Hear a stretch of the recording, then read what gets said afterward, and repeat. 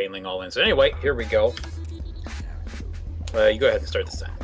All right, on the bottom right of Alphazim Stronghold Tournament Edition, our yellow Protoss Ender needs to win this game or else the series is lost. In the top right, we have his opponent who took the first game. It is the pink Zerg, Nomad. Now, we'll see if Nomad actually decides to play a little bit more standard this time. Yeah, like a lot of players will go for that. I've heard it's a very good strat just to go for that really aggressive play to get that win early on, rile your opponent a bit, unbalance him, then go for a normal macro play. That's so funny that Ender says that. I was going to say this is a massive map, and so probably a little bit more likely that cheese won't happen or some sort of early game stuff because, I mean, these distances are insane. The thing is, though, like, what I've heard on that is it depends on the strategy you're talking about. On the one hand, quite possibly, anything that goes on the ground, anything that runs, definitely gets slowed down. Yeah, I mean that warp gate aggression though doesn't get slowed down if he scouts you eventually.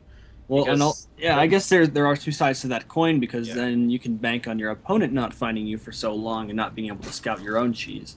So yeah, I mean, especially when you do something like a 4-gate, all that you need to do for that is just have a proxy pylon, and it's not like it's impossible to do that even on larger maps. So, but for certain, this would be very, very, very difficult to pull off. The one that he did last time on this map. Yeah, because I would agree with that. On the one hand, he needs to sneak into your base. Yeah. Which even if he does that, you can be like, okay, then you can just expand to the outside, and yeah, he can probably hurt you if you try that, but it's not impossible to deal with. The probe is coming to make a treaty now, apparently. According to our good friend Ender here, doesn't want to fight this out. No. All right. Treaty denied. Diplomacy has failed. Not accepted. The death. So I've been watching a lot of awesome games done quick. So that's been going on this past week. I watched this guy play through like the main scenario from Age of Empires 2. I've been playing that game. Half of the strategy was go up to everybody else and poke their front door. Annoy them, and they'll like, here's money, go away. So he would run around the map and do this to everyone and end up with a giant number of funds, and I think he just built a wonder and ended the game. Really? Yeah, it was ridiculous how fast he could get away with it, too. That's interesting. I guess I haven't played the storyline in years. I mean, me neither. I couldn't remember that. I'm like, I thought this was across a bunch of maps. But... yeah.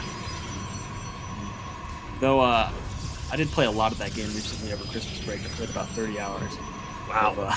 Out of Age of Empires 2 over the holidays. For nostalgia, of course. So. Sure. You know what game I really want to see speedrun is I want to see the original StarCraft and Brood War campaigns. Especially Brood War. That would be so hard. 480 by 640 resolution. Half the games they did the marathon were too. They need to remaster that game. I would play Brood War a lot more, just like they did with Age of Empires. I like how they're adding the soundtrack in with the next. That's awesome. That's going to be a lot of fun. Cannot wait for that. Absolutely.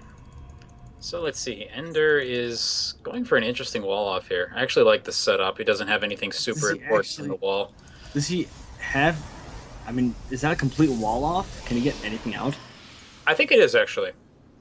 It's a little bit difficult to tell because of that top pylon, but like if you look at the circles that they're projecting, it's really close to the wall. I mean, they're not quite touching the circles, that is, but I don't think there's enough space there for anything to get through. Let's find out.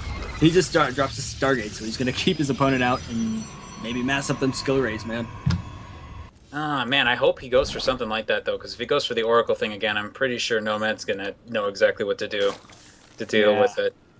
But, hey, maybe not. Like, it's just like you see people when they play rock, paper, scissors, just go rock every single time. Well, that works, man. Like, you can't... It's... It works because people are like, there's no way you'll use rock again. Well, that sometimes... I mean, 10 more lanes in production from Nomad, and he's not making any drones at this natural base. And, he's going to Baneling bust. Wow. Unfortunately, this is going to work really well here because there's no additional buildings behind these two pylons. Yeah, unfortunately, and it looks like Ender is going for that Oracle, which, it's not that... Nomad doesn't quite see it yet, but And I gotta say, I don't. Oh, It's only a scouting. It's a scouting error, unfortunately, because on this map, this is a bad idea.